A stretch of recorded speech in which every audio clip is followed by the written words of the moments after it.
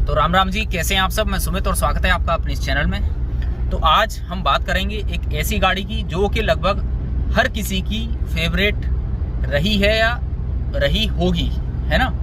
और आप शायद समझ गए होंगे, ये है स्कॉर्पियो। तो जैसा कि आपको पता है कि मेरे साथ अमित भाई हैं और ये एक स्कॉर्पियो ओन करते हैं। और इस महीने में 2-3 दिन बाद इनकी गाड़ी को पूरे 500 दिन होने वाले हैं, है ना। तो 500 दिन इनकी गाड़ी को हो जाएंगे। तो इन 500 दिनों में इनका एक्सपीरियंस कैसा रहा इस गाड़ी के साथ, इसकी परफॉर्मेंस के बारे में और जो भी है सारी चीज़ें हैं वो इनसे बात करते हैं, इनसे जानने की कोशिश करेंगे। अमित जी, आप थोड़ा ऐसे ही एडजस्ट करना होगा क्योंकि इसमें मोबाइल होल्डर है नहीं। और है ना, तो ऐसे ही कर लेते हैं, कैमरे को शायद सही आ रहा होगा। और उससे पहले मैं आपको एक और चीज़ दिखा दूं कि हमारी जो ये गाड़ी है इस समय, इसमें आप देख सकते हैं प्लांट्स भरे हुए हैं पीछे पूरी, है ना। इसके अंदर जो है करीब 1200 से ज़्यादा पौधे रखे हुए हैं, अमरूद के प्लांट्स। तो वेट अच्छा खासा है गाड़ी में। तो ये चीज़ भी अभी बात करेंगे परफॉर्मेंस पर। खैर मैंने भी चलाई है, वो एक अलग चीज़ है। लेकिन पहले शुरू करते हैं गाड़ी लेने से। तो अमित भाई, आपको मतलब आपने जब इतने पैसे डाले 17-18 लाख, है ना, जब आपने ली होगी 18 मॉडल है ये, तो S11 18-18 लाख रुपए का पड़ रहा है ऑन रोड हमारे यहाँ पर। तो आपने इसमें और इस कैटेगरी में और कोई गाड़ियाँ देखी? और दूसरी बात, ये किसकी राय थी कि स्कॉर्पियो ली जाए? देखिए, पहली बात तो ये जो राय थी, हमारे बड़े भाई हैं उनकी राय थी कि मुझे स्कॉर्पियो ही चाहिए। वैसे देखी जाए तो इस मतलब इस प्राइस में इनोवा वगैरह या और गाड़ियाँ भी बहुत थी, और भाई की जो हमारी पसंद थी वो स्कॉर्पियो थी। नहीं, इस रेंज में काफ़ी गाड़ियाँ आ जाती हैं, लेकिन 7 सीटर में एक इनोवा काफ़ी अच्छा ऑप्शन है जो कि कंफर्ट के लिए जाना जाता है ना। तो मतलब आपको कंफर्ट लेवल नहीं चाहिए था, या फिर ऐसा था कि नहीं जी स्कॉर्पियो ही लेनी है चाहे कुछ भी हो? स्कॉर्पियो ही भैया के मन की बात थी कि स्कॉर्पियो। तो ये होता है ना कि नहीं जी हमें स्कॉर्पियो ही चाहिए, क्योंकि स्कॉर्पियो एक ब्रांड बन चुका है अपने आप में। महिंद्रा की जो पहचान है वो स्कॉर्पियो ही है, हम कह सकते हैं बोलेरो और स्कॉर्पियो। तो अब मेन चीज पे आते हैं कि जब से आपने ये गाड़ी ली है तब से और अब तक इस गाड़ी के अंदर क्या कुछ दिक्कत आपको कभी आई है? कोई ऐसी समस्या जो कि नहीं आनी चाहिए इतनी महंगी गाड़ी में? देखिए सुमित भाई, अब तक तो मुझे इसमें कोई ऐसी प्रॉब्लम नहीं आई है। और दूसरी बात, एवरेज भी गाड़ी काफी अच्छा देती है। दूसरी एक और चीज मैं आपको बता दूं यहाँ पर कि गाड़ी ये चल चुकी है 37,000, है ना। तो गाड़ी ज्यादा चली भी नहीं है, जैसा कि स्कॉर्पियो को लोग बहुत ज़्यादा यूज़ करते हैं, ऐसा नहीं है। 37,000 चली है, जबकि मैंने देखा है कि लोग एक साल में स्कॉर्पियो को 1 लाख किलोमीटर चला देते हैं। तो 37 चली है। तो जब आप अमित भाई इसकी सर्विस कराने जाते हैं तो क्या खर्चा आप मान के चलिए, कितना खर्चा आपका लगभग आ जाता है? 10,000 रुपये इसकी सर्विस होती है और लगभग 4-4.5 रुपये मेरा खर्चा होता है इस पे। 4-4.5 जी। तो देखिए 10,000 किलोमीटर पे इतनी बड़ी गाड़ी में अगर 4-4.5 रुपये खर्चा हो रहा है तो ये काफ़ी सही चीज़ है ना।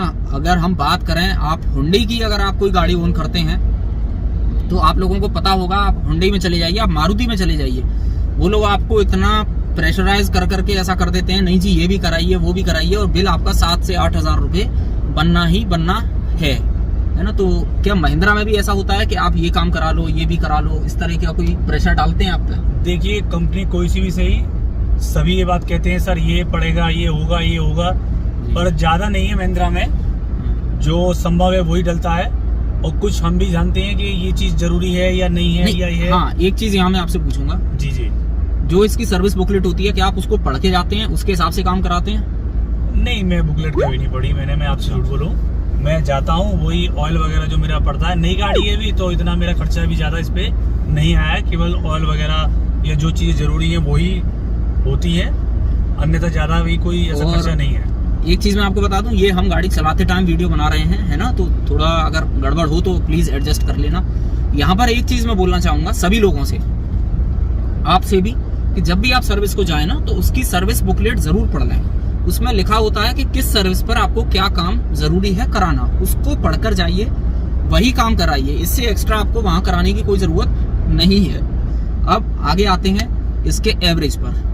तो स्कॉर्पियो गाड़ी का एवरेज मैं आपको बता दूं, पिछले 4-5 दिन से हम दोनों साथ हैं और इसने जो एवरेज निकाल कर दिया है वो वास्तव में मैंने आपको दिखाया भी था, टैंक टू टैंक इसका माइलेज क्या था, 17 के करीब माइलेज निकल कर आया था। तो इतनी बड़ी गाड़ी अगर आपको 17 का माइलेज दे रही है तो मेरे हिसाब से तो बहुत बढ़िया है ना। हाईवे के ऊपर 17 का, और शहर के अंदर शायद 15 का तो दे देती होगी, 14-15। मतलब सिटी में और हाईवे पर अगर आप मिक्स ड्राइविंग करते हैं तो 14-15 का एवरेज आपको आसानी से मिल जाएगा। तो ये एक बहुत ही बढ़िया चीज़ है स्कॉर्पियो की, है ना। तो ये चीज़ हो गई। अब आगे बात करते हैं इसकी ड्राइविंग की। तो जहाँ तक मैं जानता हूँ इसकी ड्राइविंग के बारे में आप लोगों को बताने की ज़रूरत नहीं है, सभी लोग इसके बारे में जानते हैं, लेकिन फिर भी एक बार हम बात कर लेते हैं। अमित भाई से ही पूछते हैं और मैं भी अपना एक्सपीरियंस बताऊंगा, क्योंकि मैंने भी चलाई है पहले भी, लेकिन अभी का फिलहाल का रिसेंट का जो मेरा एक्सपीरियंस है इस S11 के साथ वो भी मैं आपको बताऊंगा। तो अमित भाई इसकी ड्राइविंग की बताइए, इसका मतलब पावर इंजन की और ड्राइविंग डायनेमिक्स कैसे हैं गाड़ी के? गाड़ी की ड्राइविंग और इंजन दोनों ही बहुत अच्छे हैं। और दूसरी बात ये है, केवल थोड़ा सा सिटिंग प्रॉब्लम है इसमें। नहीं, उस चीज़ पर आगे आएंगे, कंफर्ट के बारे में आगे बात करेंगे, वो तो एक अलग चैप्टर है। तो इंजन की तो आप भी सब जानते हैं। ड्राइविंग के बारे में देखिए, आप लोगों से कुछ मैं कहूँ तो वो बेकार ही होगा कहना, क्योंकि आप लोग सभी जानते हैं पावर भर के है इसके इंजन में, खूब दबा के पावर मिलती है। पिकअप अल्टीमेट है इस गाड़ी का, पिकअप का मुकाबला नहीं है इस कार का। ये सब बातें आप लोग अच्छी तरह जानते हैं। आप इसको 1200 RPM पे भी किसी भी गियर में उठा, अगर मान लीजिए 4th गियर है तो 5th गियर है तो आराम से मज़े से उठ जाती है गाड़ी, वो कोई इशू इसमें ऐसा नहीं है। इंजन इसका सबसे बड़ा प्लस पॉइंट है कि महिंद्रा ने ऐसा इंजन बनाया है जो कि एक अल्टीमेट पावर जनरेट करता है। तो मैं तो आपसे ये कहूँगा कि इस गाड़ी के अंदर इतनी पावर है कि अगर कोई नया बंदा ड्राइविंग सीख कर इसको चलाता है तो वो शायद एक बार को कंट्रोल भी ना कर पाए, है ना। तो ये चीज़ आप प्लीज़ ध्यान दें। अगर आप पहली बार स्कॉर्पियो चलाएं तो थोड़ा आराम से इसको पहले इस गाड़ी को समझें। और ये चीज़ मैं पहले भी कह चुका हूँ, कोई भी आप गाड़ी चलाएं, नई गाड़ी लें या किसी फ्रेंड की चलाएं, तो पहले उस गाड़ी को समझिए, है ना। थोड़ा टाइम उसको दीजिए, उसके इंजन को समझिए और उसके बाद उसके ऊपर अपनी जो है ताकत दिखाइए, अपना दिमाग चलाइए। लेकिन पहले उसको समझिए कि उसका दिमाग क्या कहता है, कब क्या करता है। ये बहुत ज़रूरी चीज़ है जो कि बहुत से लोग गलती करते हैं। मैंने देखा है स्टीयरिंग पे बैठे नई गाड़ी और सीधा एक्सीलेटर दबाना शुरू कर दिया। ये बहुत गलत चीज़ है, ऐसा नहीं करना चाहिए। तो ड्राइविंग के बारे में, ड्राइविंग डायनेमिक्स, पावर वगैरह ये सब आप लोग जानते ही हैं। मेन चीज़ पर आते हैं जो है कंफर्ट। तो अमित भाई कंफर्ट लेवल आपको इसका कैसा लगा ये बताइए। कंफर्ट लेवल में ही थोड़ी सी प्रॉब्लम है इसके, क्योंकि सीटिंग इतनी अच्छी नहीं है। जितना हम अगर इसे लंबे रूट पे लेना चाहेंगे तो ज़्यादा कंफर्टेबल नहीं है गाड़ी ये बैठने के पर्पज़ से। अच्छा, हम जैसे अभी सही है, उम्र हमारी अभी ज़्यादा नहीं है तो सही है, कोई दिक्कत नहीं है। पर अगर उम्र से ज़्यादा हो, मतलब अच्छी उम्र हो, तो वो तो ज़्यादा लंबा सफ़र इस गाड़ी में नहीं कर सकता मेरे हिसाब से। देखिए मैं आपको समझा दूँ, जिस हिसाब से इसका प्राइस है उस हिसाब से कंफर्ट लेवल इस कार के अंदर बिल्कुल नहीं है, है ना। मिडिल वाली सीट की और पीछे वाली सीट की अगर आप बात करें तो वहाँ तो बिल्कुल ही नहीं है। हाँ, अगर आप यंग हैं तो आप थोड़ा लॉन्ग ड्राइव पर इसको झेल सकते हैं, लेकिन अगर आप एजड हैं या अपने पेरेंट्स को पीछे बिठा दें बीच वाली सीट पर, तो भाई उनको तो 50 किलोमीटर तक तो वो झेल सकते हैं, उसके बाद नहीं। तो ये है। बाकी आगे की सीटों में थोड़ा बहुत कंफर्ट है, लेकिन वो भी इतना अच्छा नहीं है। दूसरी चीज़ मैं आपको बता दूं, अगर गाड़ी में 5-6 बंदे बैठे हैं, मतलब फुल लोडेड है गाड़ी, तो बहुत बढ़िया चलती है, जमकर चलती है। लेकिन अगर जैसे कि हम दोनों अकेले चल रहे हों तो गाड़ी में बहुत ज़्यादा झटके लगते हैं। थोड़ी भी धच्ची पर गाड़ी बिल्कुल उछल जाती है। मतलब इसको वजन चाहिए। अगर आप पूरी गाड़ी भरकर चल रहे हैं तो बहुत जमकर चलती है, रोड से चिपक कर चलती है। अब जैसा कि मैंने आपको दिखाया, पीछे मेरी गाड़ी पूरी लोड है इस समय, है ना। तो इस समय गाड़ी इतनी बढ़िया चल रही है, बिल्कुल पता नहीं चल रहा। लेकिन जब हम उधर से आए थे, हम 2 लोग खाली, तो उस समय इसके अंदर इतने झटके लगे थे हमें, ज़रा से गड्ढे पर इतना उछलती है बहुत ज़्यादा। तो ये चीज़ है, कंफर्ट लेवल इसके अंदर बहुत कम है। महिंद्रा को इस चीज़ पर काम करना चाहिए और उम्मीद है कि जो 2022 में इसका नया मॉडल आ रहा है, जो नया फेसलिफ्ट आएगा स्कॉर्पियो का, उसके अंदर ये सारी चीज़ें ख़त्म कर दी जाएंगी और वो काफ़ी कंफर्टेबल उस गाड़ी को बना देंगे। अब एक और चीज़ पर बात करते हैं जो कि मैंने महसूस करी है, ये बहुत बड़ी चीज़ है इतने पैसे देने के बाद, वो मैं आपको दिखा देता हूँ। तो देखिए, इसका एक तो डैशबोर्ड बिल्कुल है ही नहीं, है ना। डैशबोर्ड तो बिल्कुल मान लीजिए जीरो है, इसमें डैशबोर्ड के नाम पर कुछ नहीं है। इसके अलावा फ्रंट में आपको डोर साइड में बॉटल होल्डर्स भी नहीं मिलते।